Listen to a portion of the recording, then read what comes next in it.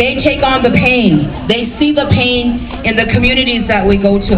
We just spent 3 days in Fort Taunton, North Dakota, working with young people. These young people that you see on stage here, they're not only reading mentors, they have families that they work with in reading to make them become better readers, but they're also trained and they're a yellow ribbon. They're trained in QPR. They're trained in behavioral management. They're trained to spot troubled youth and get them to the right, proper places. So with Sweetgrass doing all of our training, we're very lucky to have that strong partnership with Sweetgrass. What you're going to see, ladies and gentlemen, if we offend you, we apologize. But it's their story they're telling. It's the truth. And we have got to stop coding. We have got to stop sugarcoating and say it's not happening. You know what? In Indian country, it is 3.5 times higher than in other races. Our young people are killing themselves. On the Pine Ridge Reservation alone, we buried 7 people in 1 month due to suicide. And it's not just in Pine Ridge, it's all over Indian country. So we have to step up to the plate and we have to do something. Families have to start being better families. Parents we have to start being better parents. We have to build stronger communities. Every one of us is responsible for something in our community, regardless of how small or how big. We have to be responsible for something. Yes, we have gangs in our communities. Yes, we have drug dealers. Yes, we have this. Yes, we have that. But you know what? We need to step up to that challenge and say, you know what? We don't need that for the future of our young people. Even the elders on the Pine Ridge Reservation have stepped up and said, we want our young people to live. There is hope. Today we had a walk. A lot of people showed up for the walk, and I talked to them about an 11-year-old boy. He's 11 years old, and he killed himself in Indian country. And I looked at those kids and I asked this little young man who had a baseball uniform on from the Sluggers, Pine Ridge Sluggers, and I asked him, I said, how old are you? He said, I'm 11 years old. And I said to the crowd, what 11-year-old would want, what could be so bad for an 11-year-old not to want to be here with us?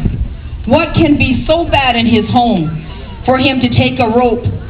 We talk about courage, the courage to do that alone. 11 years old, and last week we buried a 13-year-old. A week before that, 2 weeks before that, we buried a 12-year-old right here on the Pine Ridge Reservation. What could be so bad? You're going to see a little bit of what we do when we go out and we perform. And like I said, if we offend you, we apologize. But just walking in the crowd, people coming up to me telling me, my grandson died to suicide. My granddaughter, my daughter, my son. Last couple days ago we were up north and the elders came out and honored these young people for having the courage to tell a story. You don't know the story that you see tonight. It may be one of theirs. We don't know that. Because suicide does not discriminate. Ideations are running rampant as well.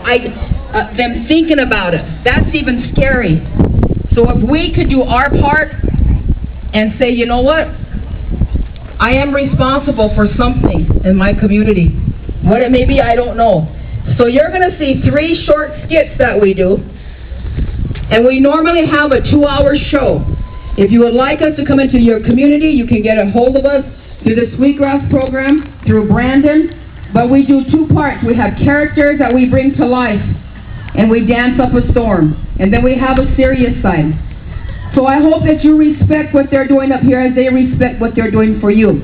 Because these young men and women have to be applauded for taking the subject of suicide and bringing it to your hometown. You may not want to see it. It may bring tears, but they are going to captivate you.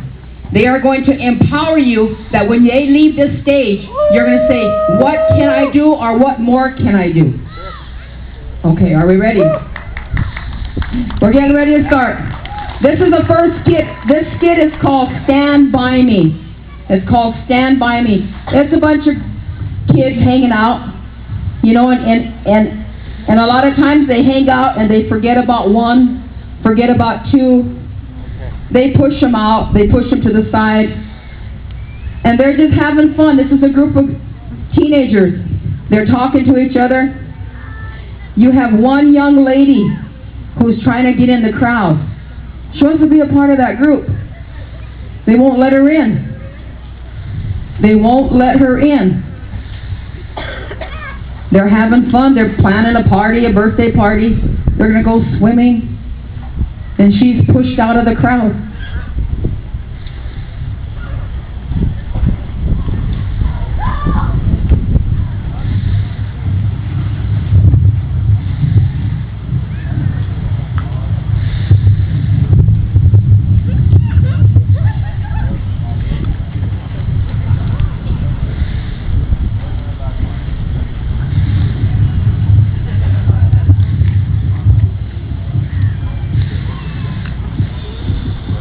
Yana, what's wrong? Well, lately I've just been feeling like I don't want to be here. I don't have like any friends. I just don't want to be here. You have lots of friends. They're all your friends over there. I just got pushed out. No one saw me. Well, maybe you're just having a bad day. Maybe. When the night has come and the land is gone and the moon is the only light we'll see. No, I won't be afraid. Oh, I won't be afraid. Just as long as you stand now. Stand by me, and darling, darling, stand by me. Oh, stand by me. Oh, stand by me, stand by me.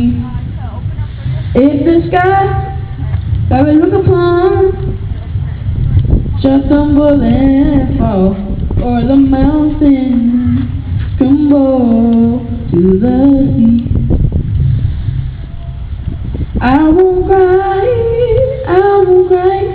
no, I won't shed a tear, just as long as you stand now, stand by me, and darling, darling, stand by me, oh, stand by me.